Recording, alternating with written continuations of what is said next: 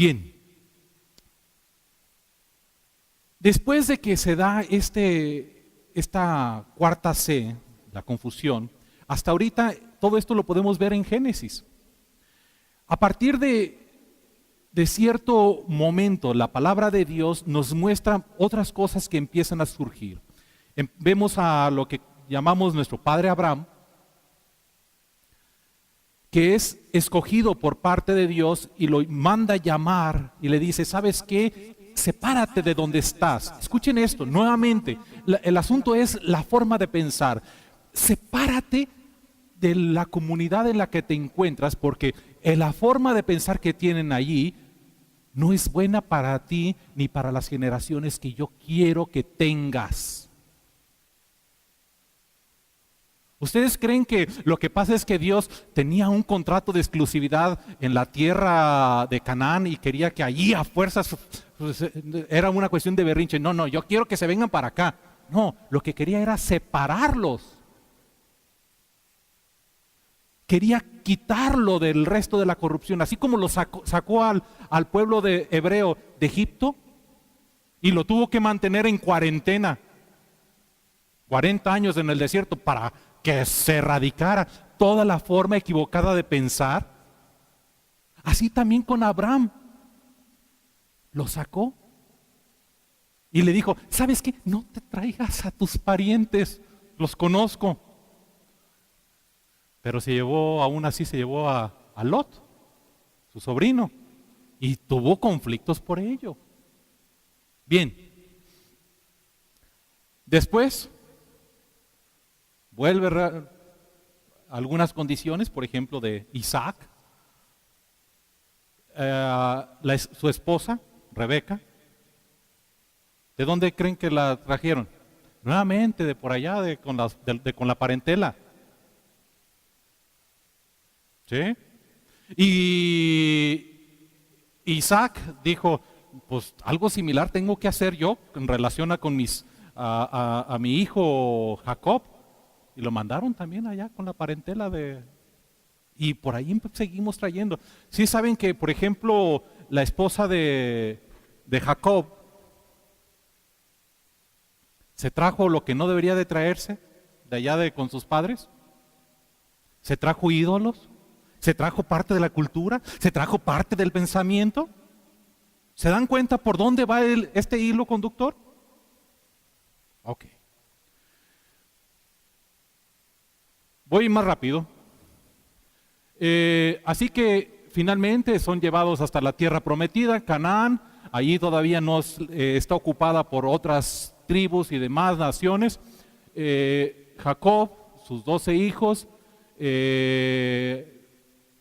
había tanta unidad, tanto amor, que decidieron deshacerse de su hermano menor, para que vean que aunque había buenas intenciones de parte de Abraham, de parte de Isaac, de parte de Jacob,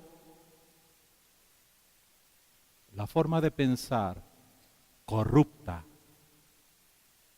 va trayendo maldad. Pero Dios utiliza, escuchen esto, y esto tiene que ver con la historia.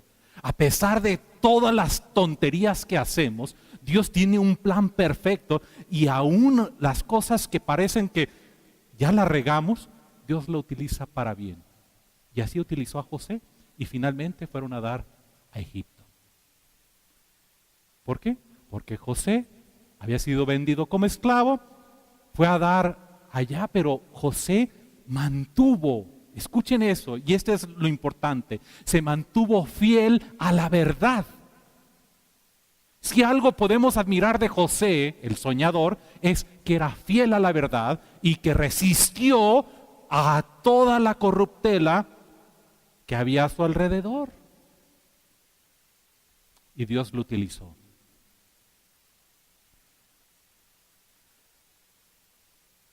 ¿Qué pasa? El tiempo pasa. Sus hermanos todos van a dar a Egipto, invitados por José, porque hay mucha hambruna en la tierra de Canaán. Van a dar ahí. Termina la vida de José, pasan muchos años y todo lo que ya les explicaba termina corrompiendo el pensamiento de ese pueblo que está creciendo. Los hijos de Jacob los nietos de Jacob, los bisnietos, tataranietos y a todo lo que quieras, se ha multiplicado, pero también han estado en contacto con las nuevas tradiciones del Día de Muertos. ¿Sabían que el Día de Muertos o los muertos eran muy adorados en Egipto?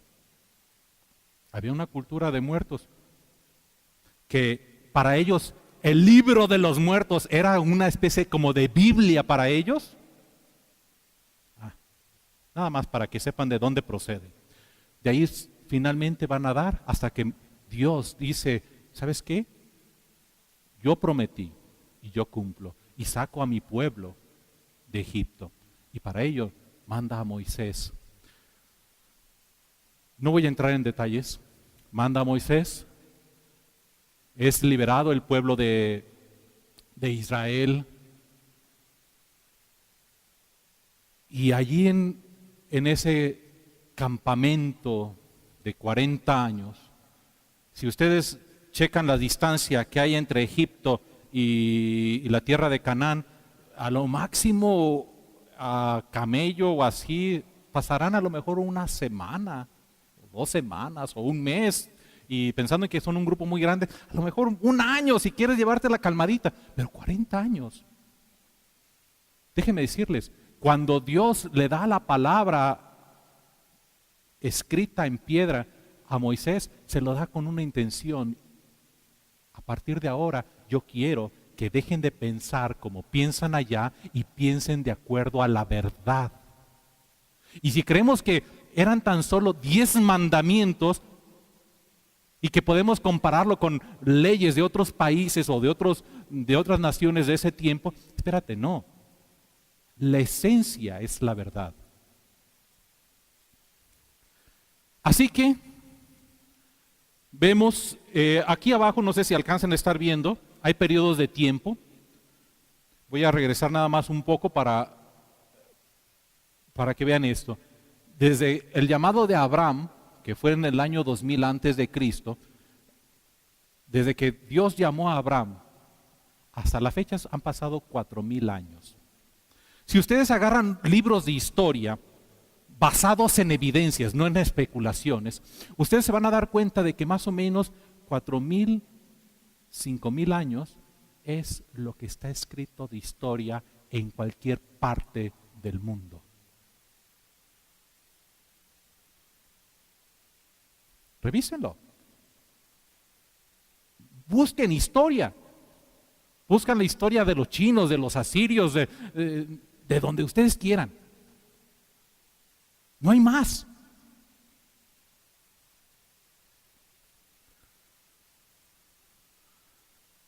Pues bien, ahí está el pueblo de Israel, hace alianza con Dios y dice, aceptamos ser tu pueblo. Finalmente Moisés cumple con ese tiempo de 40 años en el desierto y sale de ahí, ya no por la mano de Moisés guiándolo, sino de Josué.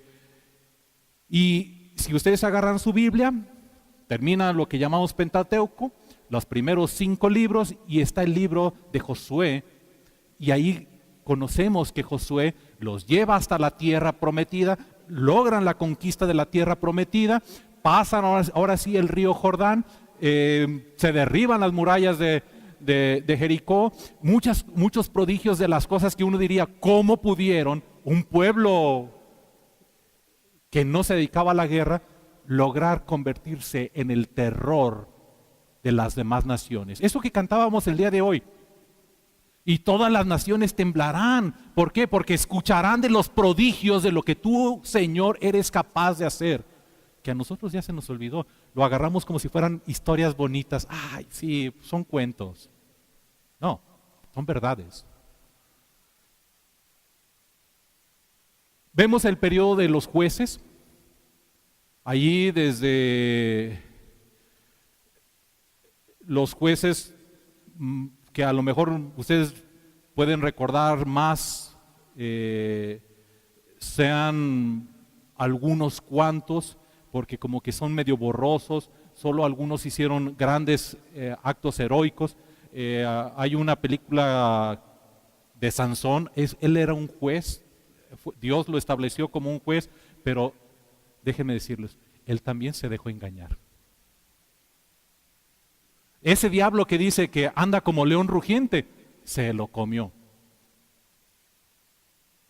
Aunque él mató a un león con sus manos, aunque tenía mucha fuerza física, su pensamiento terminó siendo dominado por la lascivia, la lujuria y por muchas otras cosas más. ¿Por dónde ataca el enemigo? En nuestra mente. La Biblia en muchas partes dice, en tu corazón. Es la mente. Termina la época de los jueces con Samuel y se viene a determinar que el pueblo de Israel quiere un rey y Dios les concede que Saúl se convierta en su rey. Hay un periodo más o menos de 40 años entre lo que duró Saúl, otros 40 años en los cuales duró David, no voy a entrar en detalles de ello, otros 40 o 50 años los que gobernó Salomón. Y aunque David, a diferencia de Saúl, estableció una relación tan importante de amor, de fidelidad a Dios, también cometió muchos errores. Y muchos de los errores que cometió consistió en no ser persistente en la verdad. Escuchen lo que les digo. Podemos decir, no, sí, el pecado nuevamente de la lascivia, la debilidad de la seducción de los ojos. Espérate, no fue capaz de seguir transmitiendo la verdad a sus hijos. ¿Qué sucedió? Aunque Salomón todavía recibió la bendición de la sabiduría, porque tuvo la humildad para ello, las siguientes generaciones, en este caso Roboam, ya desde antes de Salomón, los hijos de David se pelearon por lo que era el reino. Uno porque se creía muy guapo, el otro porque se creía más valiente. Y las cosas ahí fueron quedando. Finalmente el reino de Israel terminó dividido. El reino del norte, el reino del sur, el reino de Judá. Cuando leemos los diferentes profetas, desde Isaías hasta... ¿Cuál es el último profeta? Malaquías. Cuando leemos de esos profetas están hablándole a los reyes de Israel y a los reyes de Judá. El reino se ha dividido. ¿Por qué? Porque las ideas equivocadas, los pensamientos equivocados han traído maldición a las dos naciones, más a la de Israel. Déjenme decirles, Judá, ahorita nosotros decimos, bueno, ¿quiénes crucificaron a nuestro Señor Jesucristo? ¿Los israelitas o los judíos? Los judíos. ¿Se habían percatado de eso? Israel como nación había desaparecido. Lo que quedaba era el reino de Judá. El reino de Israel fue destruido por los asirios y fueron llevados presos la mayor parte de su gente fuera. Ahorita déjenme mostrarles más o menos en el tiempo de Saúl y David. No sé, se ve medio borroso las letras, pero déjenme decirles, este es por acá lo que es el Mar de Galilea, este es el Mar Muerto, y todo esto era lo que se había conquistado y que se tenía como el reino unido de Israel. Posteriormente, solo dos tribus, o sea, la tribu de Judá y la tribu de Benjamín, se mantuvieron unidos y formaron lo que era el reino de Judá, y las otras 10 tribus formaron el reino de Israel. Acá es donde ustedes ubicarían, por ejemplo, Samaria, Galilea, ¿sí? En tiempos de nuestro Señor Jesucristo, ahorita luego les muestro otro mapa, como ya ni siquiera existía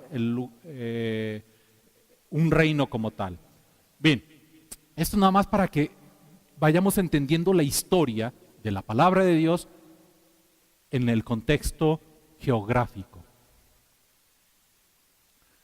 Entonces, ¿qué sucede?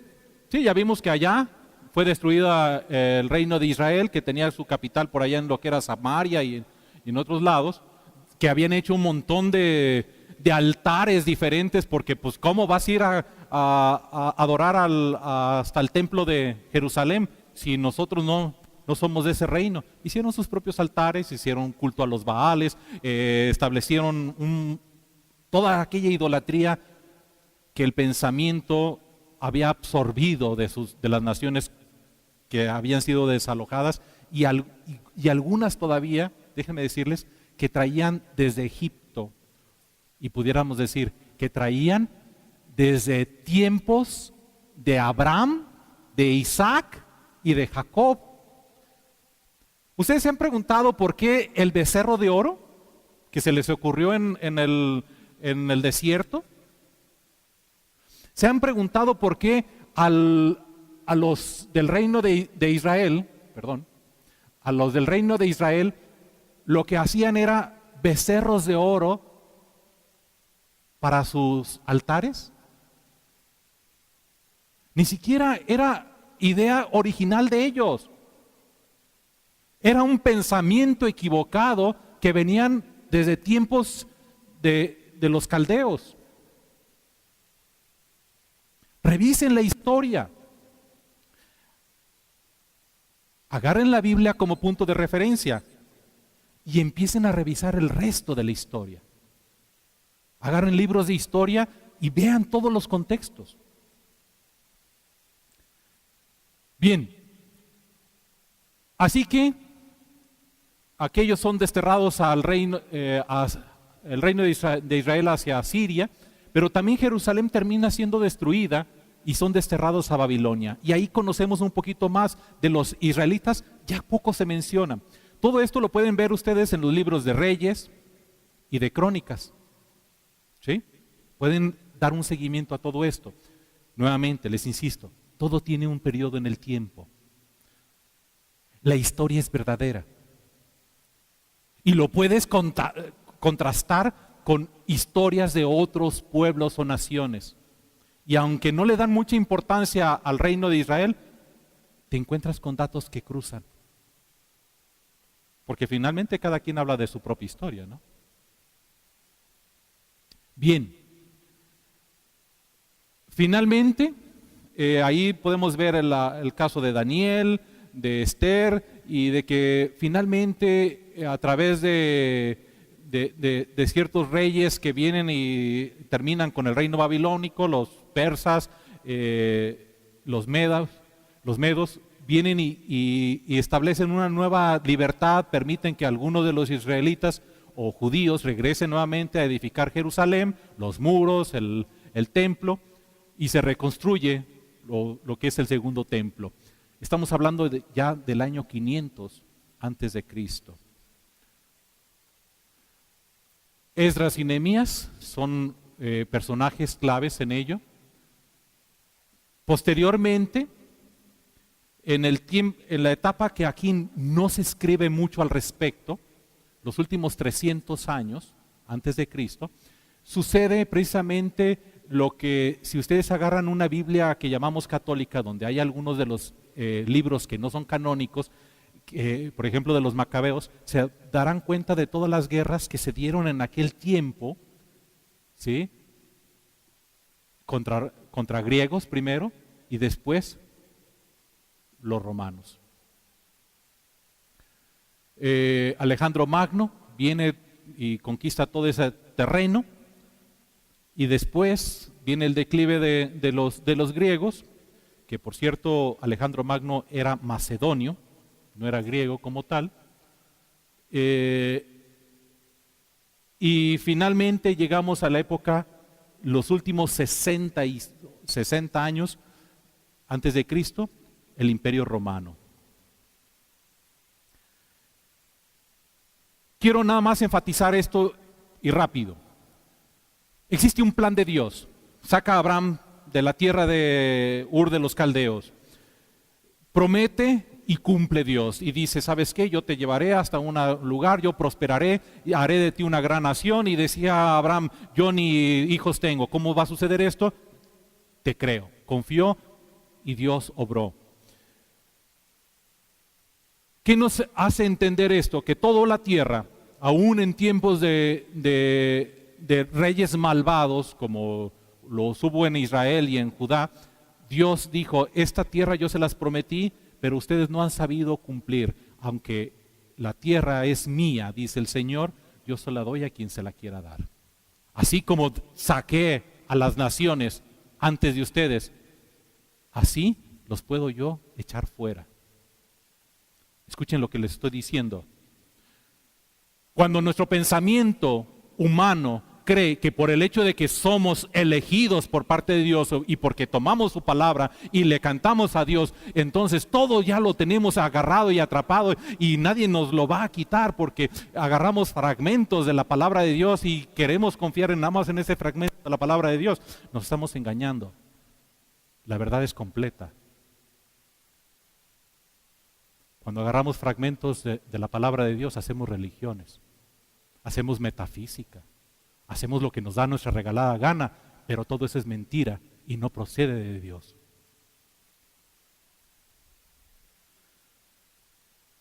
Y llegamos finalmente a la sexta C de la historia, a la quinta C, Cristo. Así es como estaba la tierra dividida en tiempos de que vino nuestro Señor Jesús a la tierra. Si se fijan, Judea, los idumeos o edomitas, el otro hijo de Abraham, Esaú, la tierra de los edomitas. Finalmente, Israel no aparece como tal, aparece nada más una provincia, la provincia de Judea, y gobernado todo por Roma a través de la dinastía herodiana, el cual, el rey Herodes, era idumeo. Cristo. Dios había prometido desde el momento en el cual el hombre cayó en pecado que iba a enviar a alguien para liberarlos de la esclavitud de Satanás. Y dijo, ahí Génesis capítulo 3, versículo 15, dice, y de la mujer nacerá quien venga y aplaste la cabeza, no la cola, no a medio cuerpo, la cabeza, los pensamientos de Satanás. El dominio mental de Satanás sobre el hombre. Y Jesús, el Mesías, el Cristo, vino al mundo.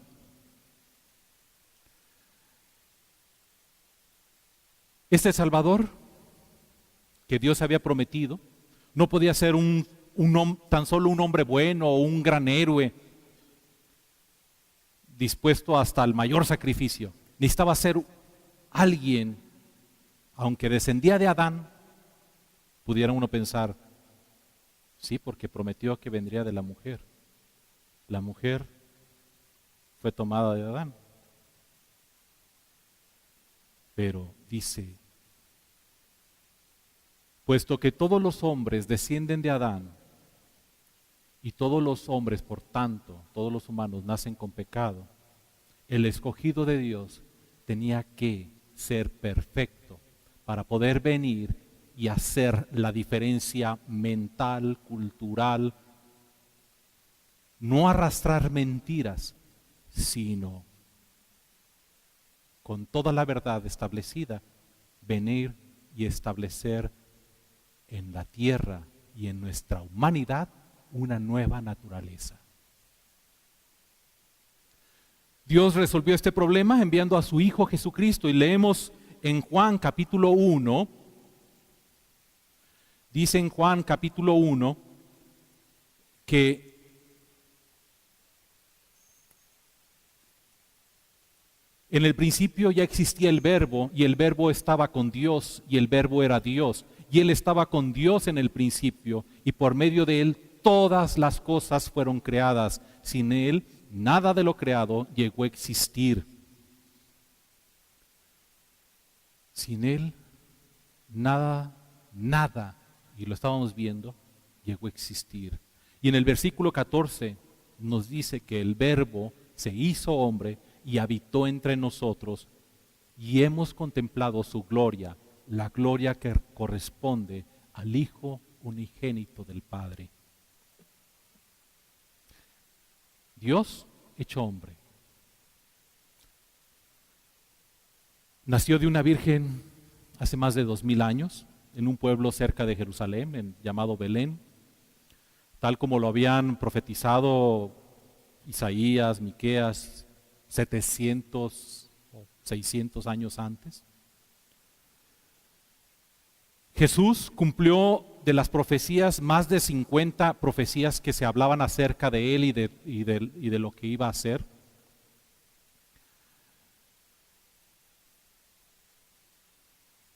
Tanto así que le dio respaldo a la verdad, que Jesucristo utilizó el texto de Génesis que nosotros leemos y lo utilizó como argumento. Y habló de que Dios en el principio creó al hombre, varón y mujer, ¿sí? Jesús mismo está respaldando la verdad de la palabra.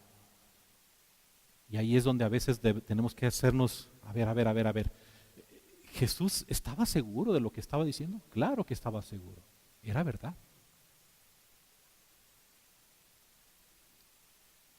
Así que este Jesús vino a la tierra para que nosotros podamos tener vida a través de Él. ¿Y cómo iba a suceder esto? Cristo Jesús, quien estando en la forma de Dios, fue hecho a la semejanza de los hombres, y siendo encontrado en forma de hombre, se humilló a sí mismo y se hizo obediente hasta la muerte, incluso la muerte de la cruz. Filipenses 2, 5 al 8. Este Jesús, Hijo de Dios, obediente, a diferencia del primer Adán, entonces, que desobedece, este segundo Adán. El primer Adán no venía programado con error, si así lo queremos ver. No traía en su pensamiento el error. No repetía el error, pero no fue capaz de obedecer. Mandato claro y sencillo: no comas de aquello, porque el día que de él coma, muriendo, morirás.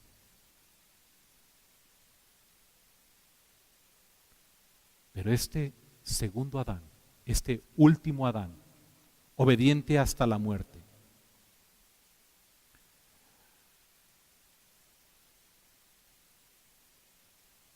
cuando vemos la historia de hace 4000 y tantos años, cuando Adán, antes de Adán, hace 5000, 6000 años, en tiempo de Adán, cómo vemos que él fue desobediente y que esa desobediencia trajo como consecuencia muerte. Uno puede preguntarse, bueno, ¿y cómo nos afecta a nosotros? ¿Yo qué tengo que ver con mis herederos? Así como el tono de piel que les mencionaba hace rato, así como el lenguaje que heredamos, así como las formas de pensar que repetimos, así como ahora que nos están diciendo que nuestra tradición siempre ha sido de muerte y que tenemos que adorar la muerte y que tenemos que hacer desfiles y disfrazarnos de pandas o de muertes, no sé qué sea, está medio confuso las imágenes que se ponen. Es increíble cómo nosotros estamos repitiendo lo que alguien más nos dicta a nuestra mente. Así como mandamos a nuestros hijos que alguien más los acondicione mentalmente acerca de qué tienen que pensar como verdadero. Así los medios de comunicación. Así Disney, que se le ocurrió decir que aquí siempre había existido un desfile de muertos, ahora nosotros, sí es verdad, siempre hemos tenido esa tradición. ¿Cuándo? Y le digo a los más viejos, ¿cuándo teníamos esa tradición?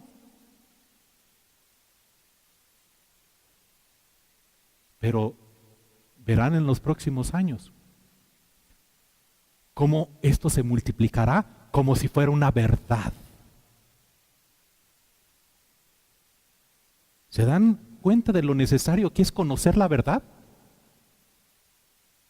Y no dejarnos seducir por cualquier mentira que se le ocurra a cualquier medio de comunicación o gobierno. Termino. Así como fue necesario que allí en el jardín del Edén muriera un animal inocente, derramar la sangre de un animal para poder cubrir el pecado del hombre, de Adán y Eva, para cubrir su vergüenza y su miedo, porque quien hizo ese primer sacrificio lo hizo Dios mismo, para poder cubrirlos, porque sus propias obras religiosas, mentales, de decir, a ver cómo le hago, pero yo puedo salir bien librado de esto, y no fue suficiente, seguían sintiendo vergüenza y miedo.